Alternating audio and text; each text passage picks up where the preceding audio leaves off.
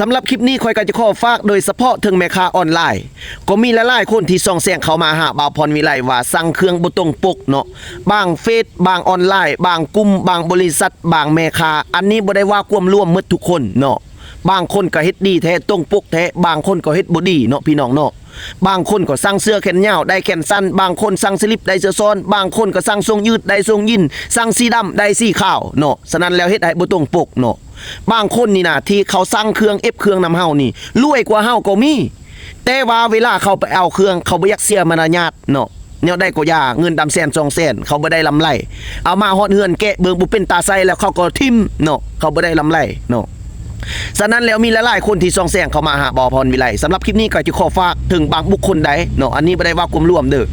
สิ่งเฮ็ดแนวนี้นะที่เฮ็ดแนวนี้นะเฮาเปลี่ยนแปลงซะเนาะพี่น้องเนาะบ่ต้องเฮ็ดเขาอยากได้เขาจังสั่งเขาเห็นอยู่ในเฟซในไลน์งามรูปแบบนี่แนวใดเป็นนั้นความอยากได้ความอยากนุ่งความอยากใส่จำเป็นจังได้กดลิงก์เข้าไปสั่งซื้อเนาะฝากมาให้บัดมาฮอดสาขาไปเอาแกะเบิงมาแค่แหละอันยังนกปีกกินเขาให้ยังจิดีกว่าเนาะพี่น้องเนาะจักจิใส่จักจินุ่งจักจิทิมจักจิสิได้เงินจักจิสิได้เวลาเนาะคันจิเว้าจิว่าแม่ก็คือว่าเฮานี่ประจานเนาะมันบ่แม่นเนาะต้องคิดเบิงขายเครื่องขายของ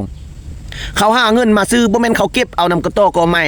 บ่แม่นใบไม้ใบตอกเงินเนาะได้ออกแห้งได้ออกเหือได้ทุ่มเทได้ขุดดินฟันไม้เฮ็ดไอเฮ็ดหน้าบางบุคคล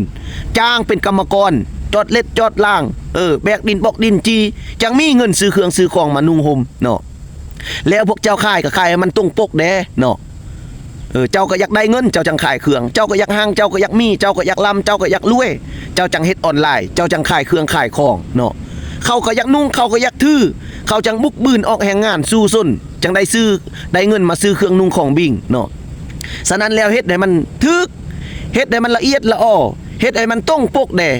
คันบ่ตรงปกหลายก็คือตรงปกน้อยเนาะบ่จำเป็นว่าสิคือปั๊บมัก10จนว่าคืออยู่เฟซอยู่หลายแท้ๆก็เป็นไปบ่ได้บางคนนี่สร้างมาบางเทื่อนี่เสื้อนี่ขาดขี้แฮนี่ก็มีบางคนขาดแจนี่ก็มี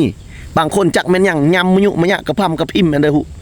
บ่ลงตรงเตงอีหยังมันบ่ตรงจักน้อยเนาะฉะนั้นแล้วบ่เฮ็ดคือค่อยนี่ก็เคยเจอแล้วแต่ปกติค่อยบ่เคยสร้างเครื่องออนไลน์จักเทื่อเนาะปีกายค่อยสร้างเทื่อนึงสั่งส่งขาซานแหน่ยังนุ่งอยู่นี่เด้ค่อยจะเอาออกให้เบิ่งแม่อันภาพที่เขาเจ้านุ่งมาสู้เนาะค่อยความมักความอยากได้เป็นสีดำซะนุ่งบักคักๆบัดสุดท้ายมาบัดค่อยไปสั่งมาเนาะแค่แหละแนวนี้นี่คือช่วงอันเวียดนามเนี่ยลงตุ้งเล่งเก่งหับเปาะหับคู่ไอ้แกป่านเต็งเม่งผมจัดปกหวานติ้งเย็นหยับหนาวของก่อนและแดกเงยแบบเผากำลาหวานเนี่ยเด้คือแนวนี้เลยเนี่ยมันยุ่งไม่ยากแนวนี้เนาะเบิ้งคอยใจเบิ้งก็ได้นะฉะนั้นแล้วคอยขอฝากเนาะสำหรับทุกคนเฮ็ดยังกะคือมันตามความเหมาะสมเนาะอย่าเฮ็ดเกินบ้านเกินคลองบ่แม่นขายทรงพื้นเดียวชื่อใดย่นเนาะอย่าไปเฮ็ดแนวนั้นเนาะขายเสื้อพื้นเดียวชื่อใดรถเนาะนี่สำหรับคนที่ว่าตรงปกบ่เสื้อลองโทรถามลูกค้าคอยแต่ละคนอยู่ต่างแขวงทั่วประเทศลาวนี่ผู้ใดเอาไปกินไผก็ว่าดีมึดคอยบ่ได้ตัวไผบ่เสื้อลองโทรถามลูกค้าคอยจะเอาเบอร์ไว้อยู่นี่แต่ละคนทงนึง80,000คอยก็ว่า80,000อยู่ในทงนี้มี15ซองคอยก็ว่ามี15ซองดีแนวใดคอยก็ว่าดีแนวนั้นคอยบ่ได้ลอกลวงบ่เสื้อถามเบิ่งลูกค้าคอยผู้ใดเอาไปกินเขาก็ว่าขอบใจเน้อสิ่งที่เฮ็ดแล้วดีในครั้งนี้ในแนวนี้บ่น่ะเขาจังว่าตรงปกอันนี้แล้วแจ่วปลาแดกของคอยน่ะผู้ใดเอาไปกินไผก็ว่าแซ่บกับอยู่ให้อยู่ส่วนอยู่หัวอยู่หน้ากับหน่อไม้นดจานอลั่นไผก็ว่าแซ่บนี่ตรงปกอันนี้นี่เฮ็ดอันเด้อคือมันสมมาภาควรเจ้าก็ได้คอยก็ได้หลายคนจมหลายคนเว้าหลายคนว่าแม่นไผสิไปซื้อนำเฮา